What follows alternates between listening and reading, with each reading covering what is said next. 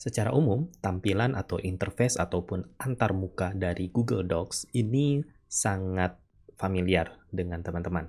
Tentu kalau teman-teman sudah pernah menggunakan Microsoft Word misalkan, maka tampilannya tidak jauh berbeda sebetulnya. Apabila kita lihat yang pertama di paling atas ini adalah nama file ya. Jadi teman-teman bisa mengganti ya nama file yang diharapkan. Misalkan kalau saya mau mengubah ditambahkan, maka dia akan secara otomatis menyimpan nama filenya dengan yang sesuai kita ubah begitu ya. Lalu kemudian di sini ya untuk memberikan tanda bintang, kemudian di sini pindahkan ini untuk di Google Drive-nya, sehingga di Google Drive itu kita bisa buat folder-folder begitu ya, direktori-direktori. Kemudian ini artinya status dokumennya ya, apakah sudah tersimpan ataukah masih offline begitu ya. Kemudian di sini ada menu bar. Nah, menu barnya pun mudah dipahami. Yang pertama adalah file, ini untuk pengaturan dokumen baru, pembagian dan lain sebagainya. Nanti kita akan bahas satu persatu. Di sini adalah menu edit, menu tampilan, menu sisipkan atau insert kalau dalam bahasa Inggrisnya, format, alat atau tools dalam bahasa Inggrisnya, add-on, dan bantuan. Kemudian di bawahnya seperti biasa di sini akan ada toolbar.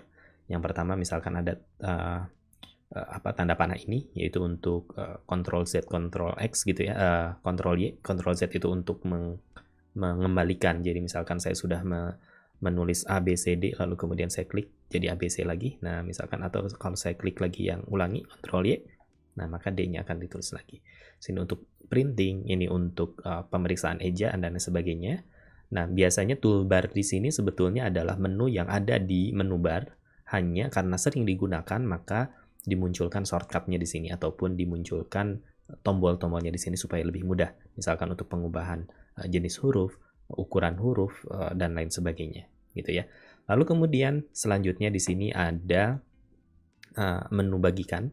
Ini menu bagikan ini adalah berfungsi apabila nanti dokumen yang kita buat ingin kita bagikan ataupun ingin kita share kepada pengguna yang lain, misalkan ke alamat email yang lain, sehingga ada dua, yang pertama adalah untuk di-share atau yang kedua adalah untuk juga berkolaborasi, mengedit file yang sama ini, begitu ya. Lalu kemudian di sini adalah nama akun kita, misalkan kalau kita punya beberapa akun Gmail yang kita ingin ganti, nah bisa diganti di sini. Di sini juga ada komentar ya, jadi kita bisa berikan komentar, misalkan kalau kita kolaborasi antar akun, lalu kemudian kita ingin ada komunikasi, kita bisa berikan di komentar sini, begitu. Kurang lebih antarmuka Google Docs ini seperti itu, hampir mirip dengan Microsoft Word, sehingga bagi Anda yang pertama kali menggunakan Google Docs, tentu tidak akan kesulitan.